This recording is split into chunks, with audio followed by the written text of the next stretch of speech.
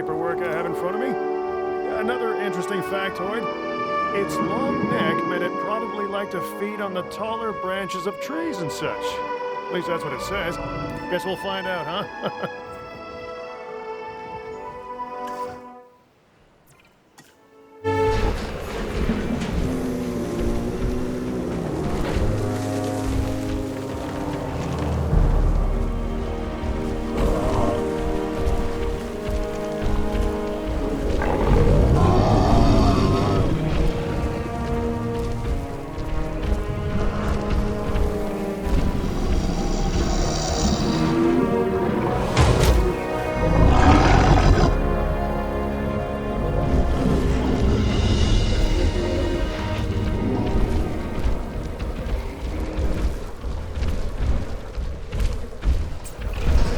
They call this the Ankylosaurus. I call it an armored ball of walking, breathing trouble. Still, some might call it charming, amusing, delightful. Each to their own.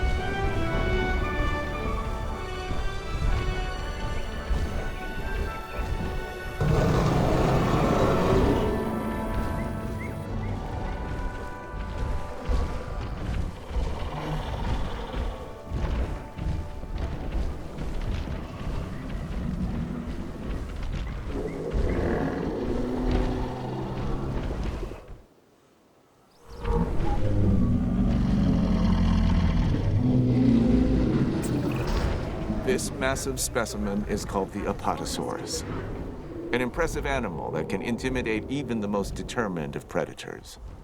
The Apatosaurus's evolutionary advantages are its size and its demeanor.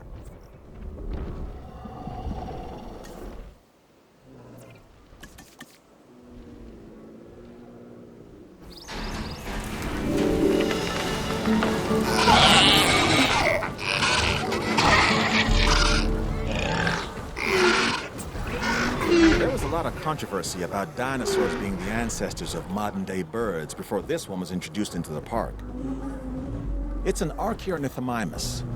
I think it puts some of those arguments to rest.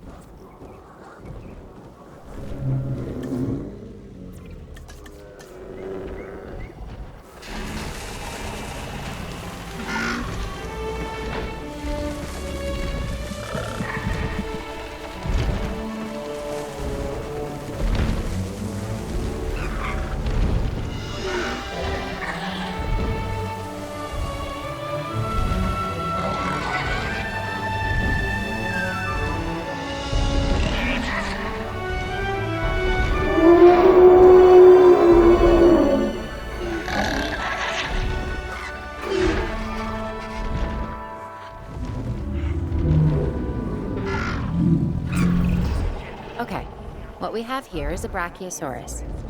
It has long limbs relative to the rest of its body. And what makes it really unique is that it's a warm-blooded dinosaur. I mean, how amazing is it that in bringing these dinosaurs back, we're also learning so much about them?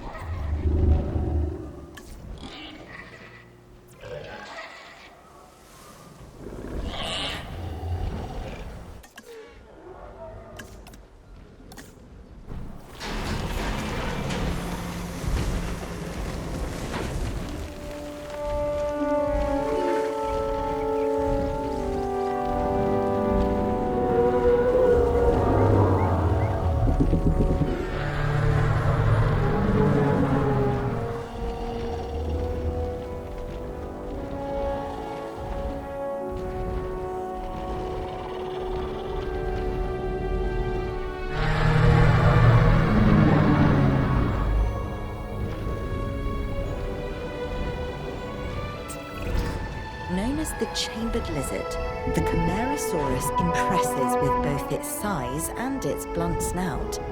It prefers to live in groups, a challenge, but one I'm confident you can handle.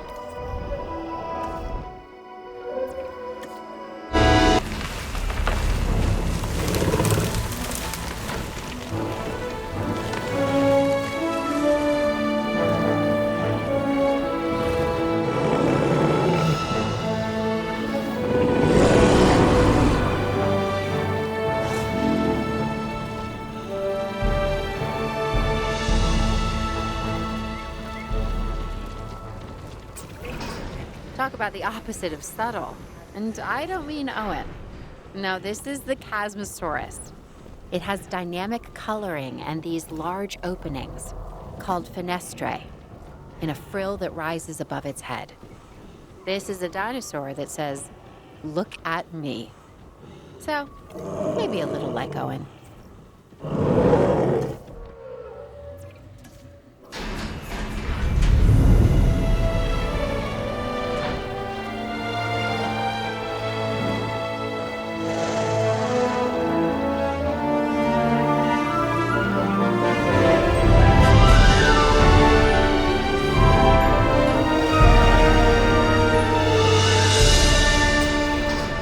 First discovered in China, the Chungkingosaurus has distinctive twin plates that run along its back, and it can swing its spiked tail, called a thagomizer, like a massive medieval mace. This is a dinosaur best observed at a distance.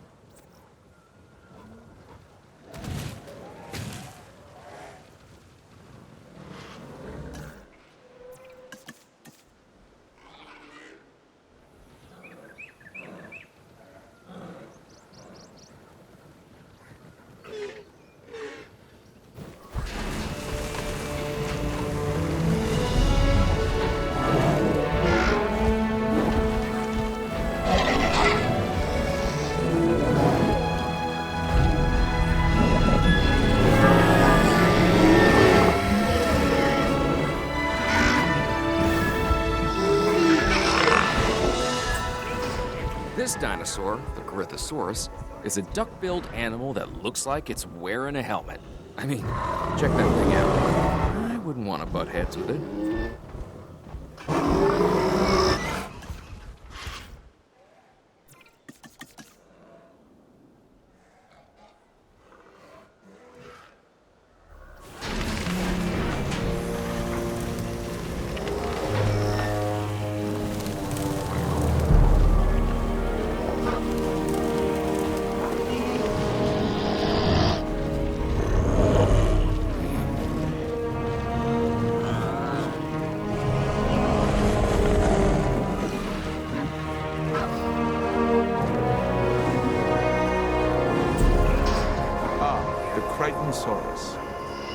Named after the author, Michael Crichton.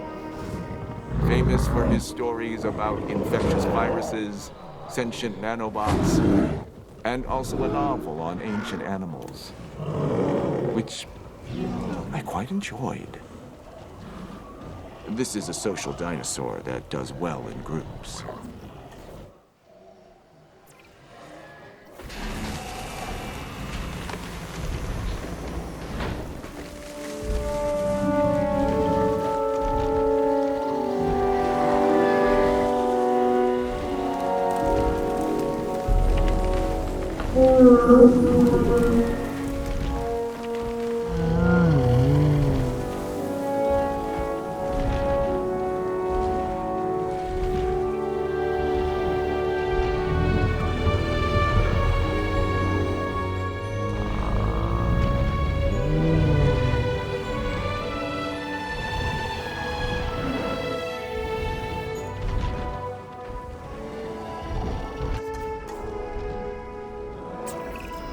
Another massive animal. The Diplodocus was once considered the longest animal that ever lived. And now, thanks to our extensive research, it's back. My task is to make sure we learn everything we can about this dinosaur. Your task is making sure these magnificent creatures can survive in the modern world.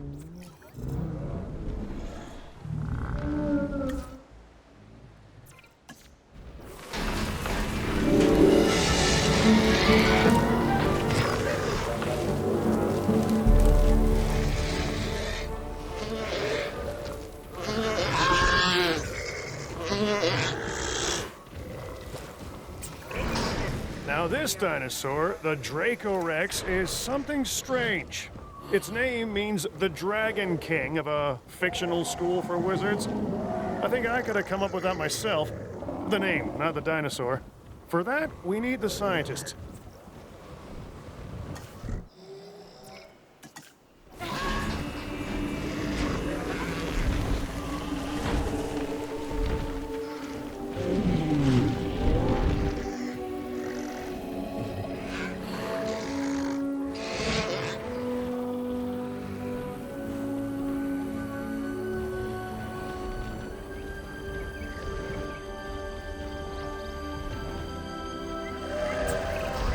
This animal, though an herbivore, can intimidate most predators with its size. It's a biggie named Dreadnoughtus. I'd give this dinosaur a wide berth.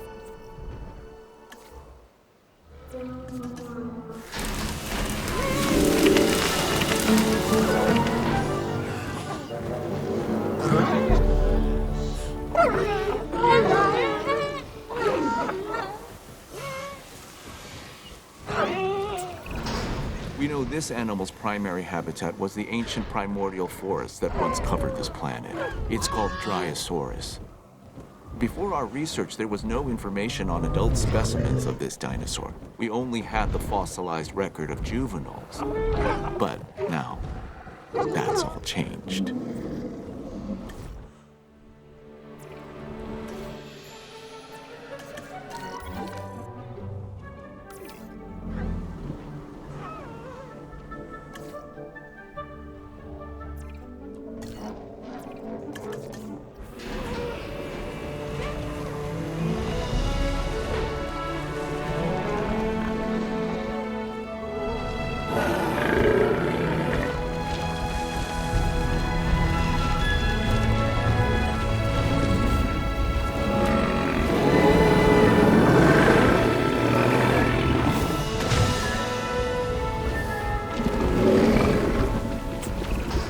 Interesting. An Edmontosaurus. This is an herbivore that can move on all 4 feet or go upright and walk on its hindquarters. We should be able to control and monitor the species more easily than some of the others. Use that to your advantage as you plan out the park.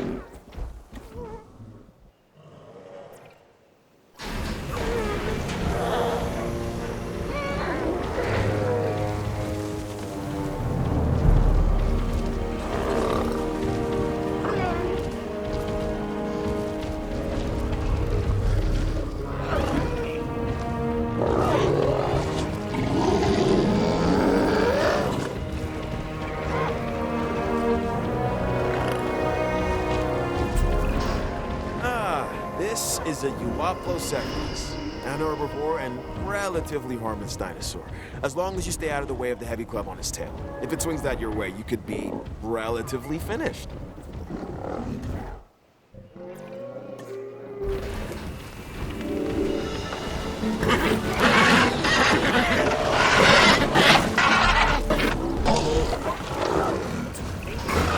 Some of these animals present a real test of our abilities.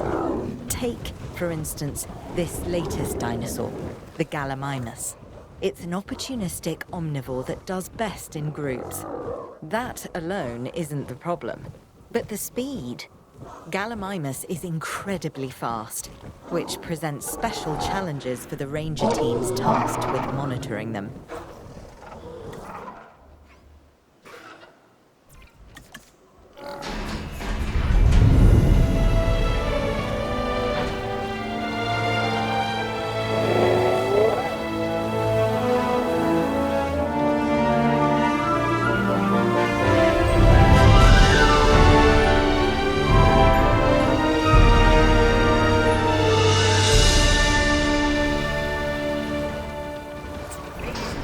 The gigant Spinosaurus you have here doesn't quite live up to its name. Don't get me wrong, it's big, but manageable. Just watch out for those shoulder blades. They'd ruin anyone's day.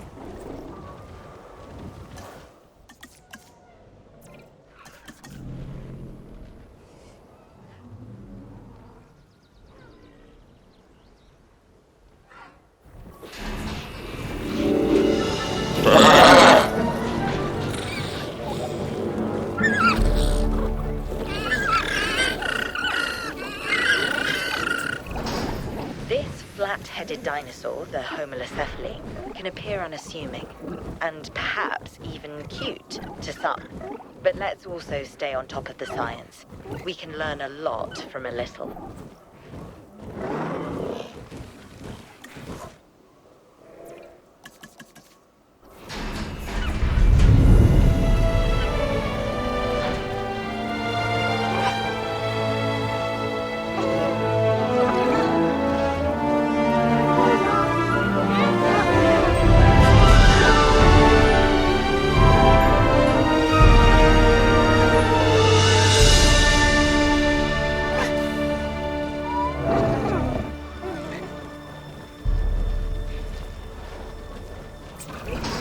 My Chinese isn't very good.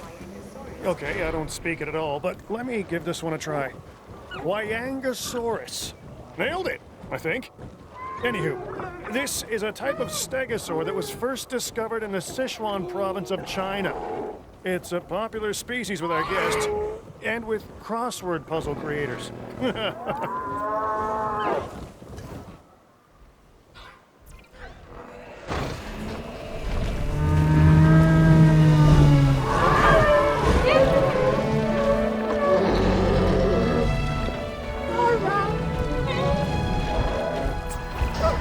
This dinosaur is large, bulky, and has a stubborn disposition.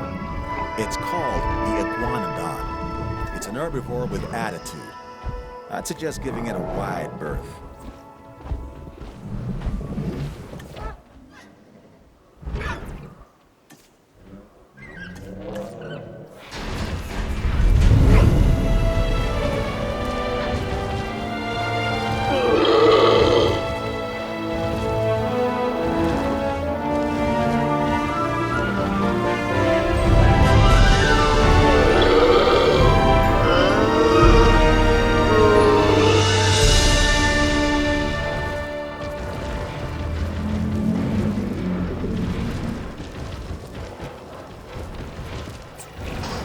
The Kentrosaurus is another of those spiky-backed dinosaurs. A dinosaur that relied on intimidation to keep the predators at bay. And failing that, a difficult meal to catch and chew. Think of it as a prehistoric porcupine.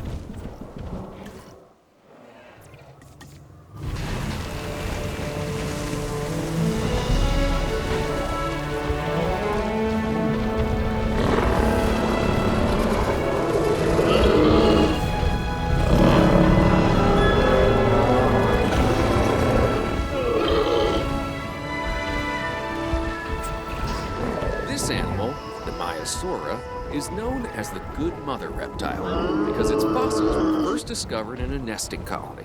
And really, who doesn't love a good mother?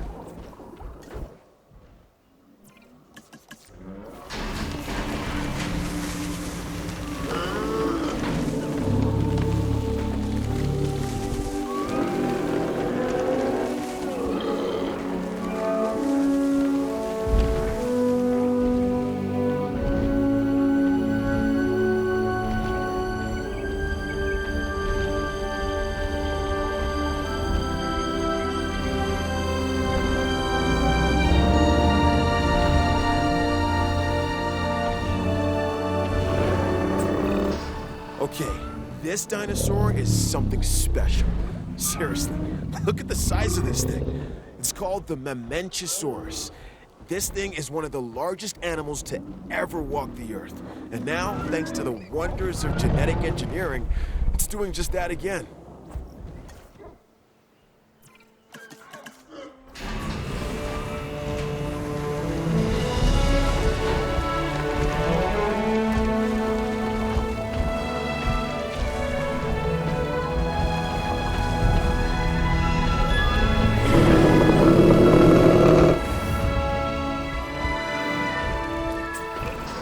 If it is possible for a dinosaur to be both elegant and awkward at the same time, then the Muttaburrasaurus takes the prize. This is a large herbivore that should make for an excellent addition to our collection.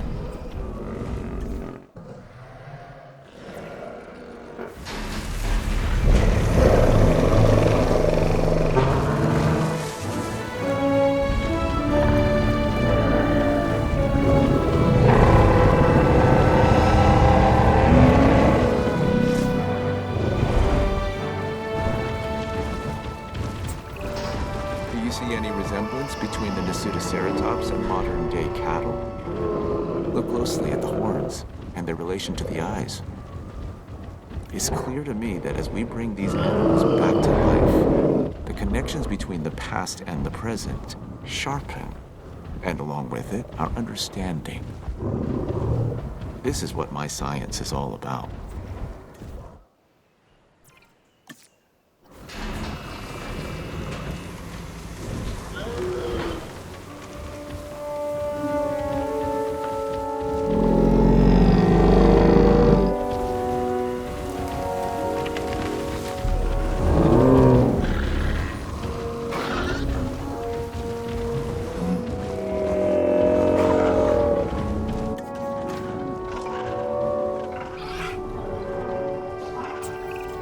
This sauropod, the Nigersaurus, was originally discovered in fossilized form in the Republic of Niger, hence the name. Now, it lives thanks to our efforts and our science.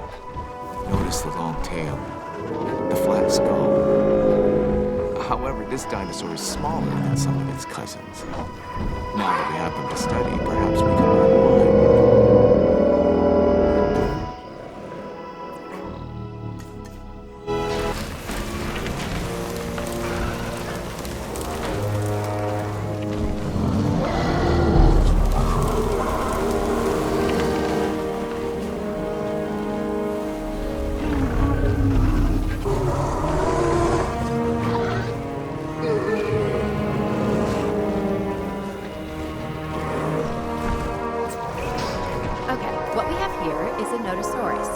This dinosaur tends to be shy and likes to keep to itself.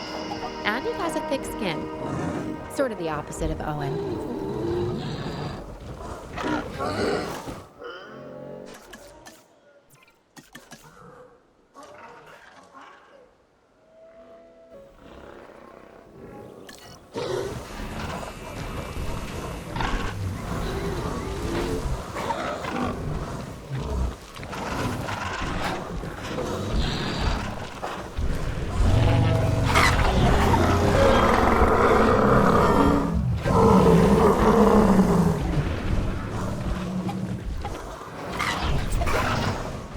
Duck-billed dinosaur is an Eloratitan. It was one of the last non-avian dinosaurs to go extinct. Until we resurrected it, that is. Now it lives to be studied and put on display.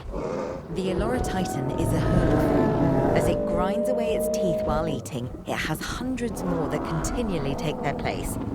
There's a lesson in there somewhere.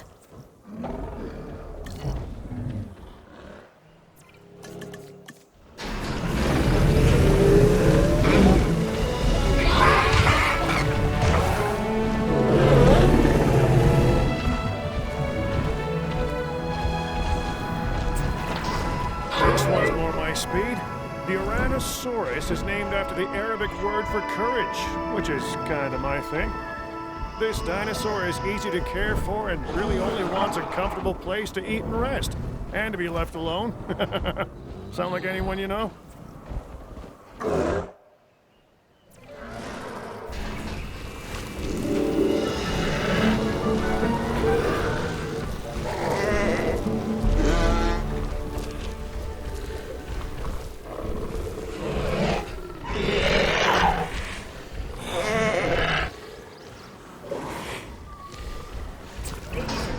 This is the Pachycephalosaurus, or thick-headed lizard in Greek, which is where it gets its name.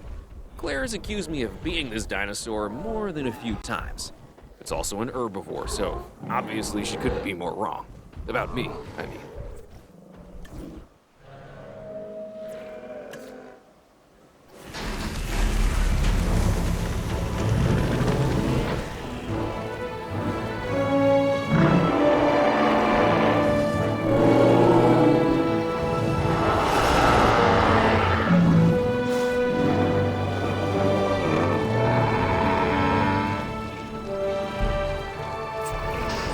They say fences make good neighbors. I say without them, dinosaurs like this one, the Pachycephalosaurus, shouldn't be in the park. This animal is built like a tank, and it has the personality to match.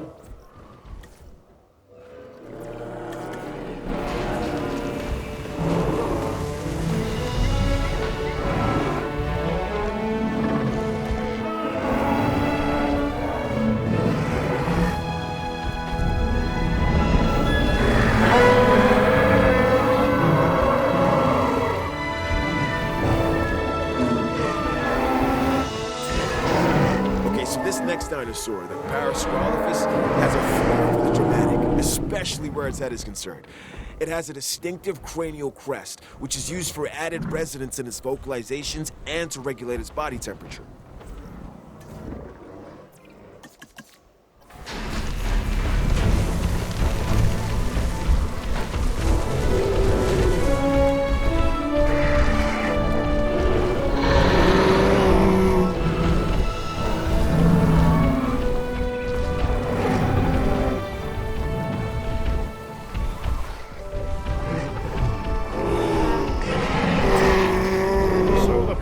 Triceratops here. It has 5 horns. 1 on the nose, 2 on the brows, and 2 extending out from its jugular bones.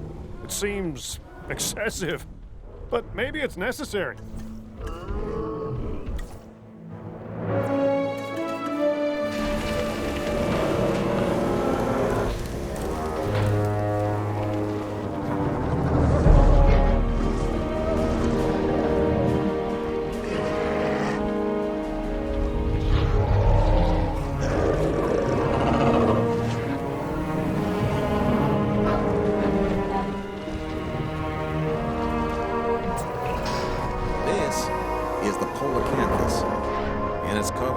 Plates and spikes.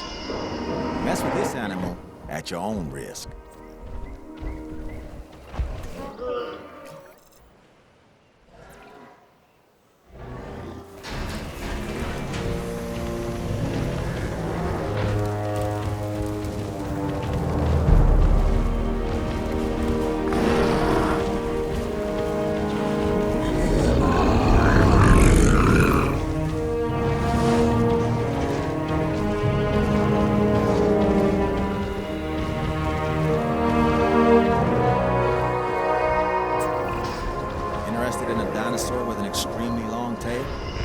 This dinosaur is for you.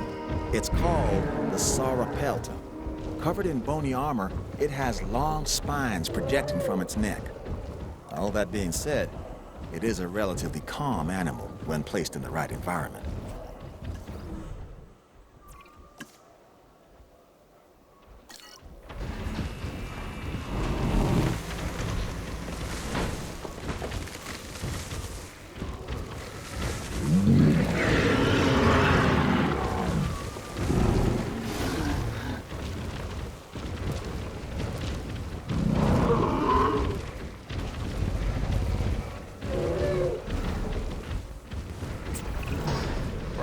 The Sinoceratops, an herbivore that shares many traits with its more famous cousin, the Triceratops. This is a docile animal that you could make into a solid favorite with a little effort. Of course, we're all expecting more than a little effort, but I'm sure you get what I mean.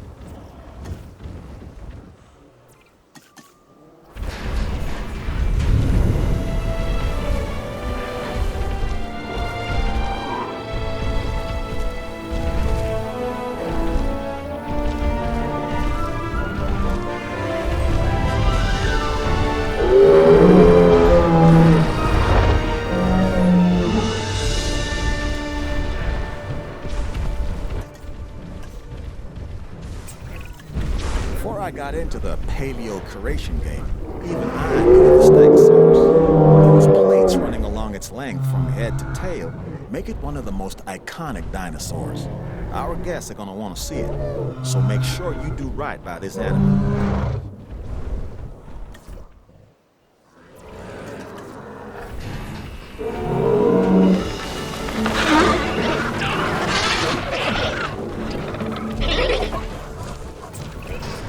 Look at an ostrich or emu, and look at this latest dinosaur, the Struthiomimus, and tell me you don't see a connection. This is one of the more bird-like dinosaurs that we've brought back from extinction. It literally has a beak instead of teeth. It's an herbivore that prefers to move in herds. Overall, a fantastic addition to the park.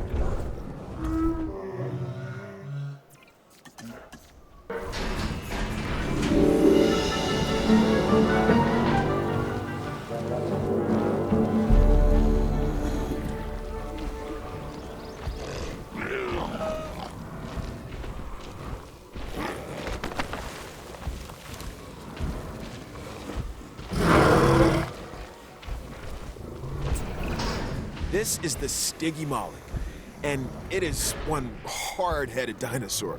It has an armored dome crowned by horns. Despite this, it's a social and relatively docile animal, unless threatened. Then steer well clear of it. This dinosaur can do a number on its enclosures and bash its way through any number of obstacles. Take that into consideration when you're planning its environment.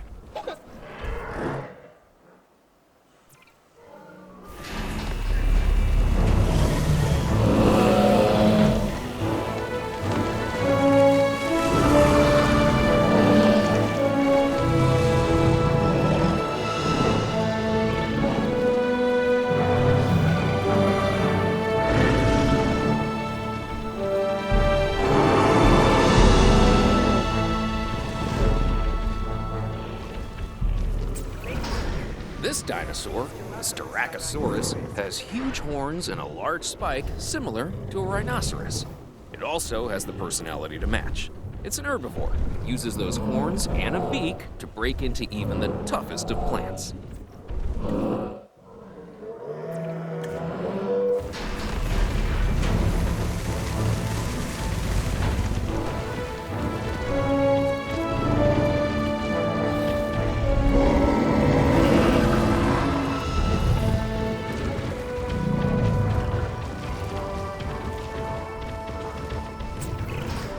Here we have the Torosaurus, a dinosaur that has the largest skull of any known land animal. And people say I have a big head.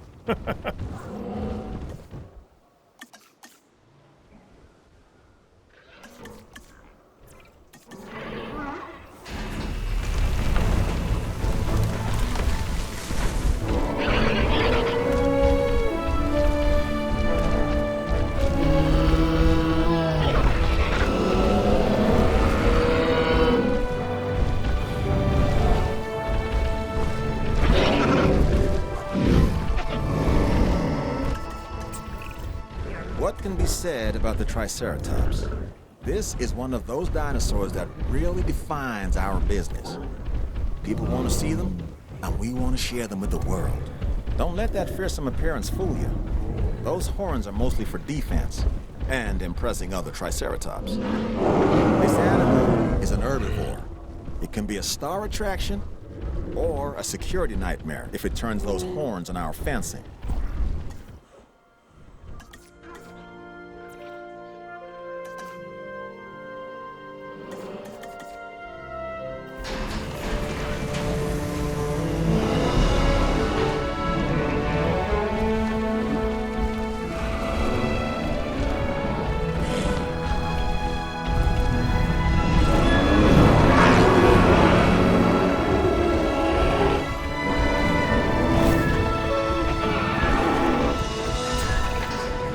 Here's a funny little dinosaur.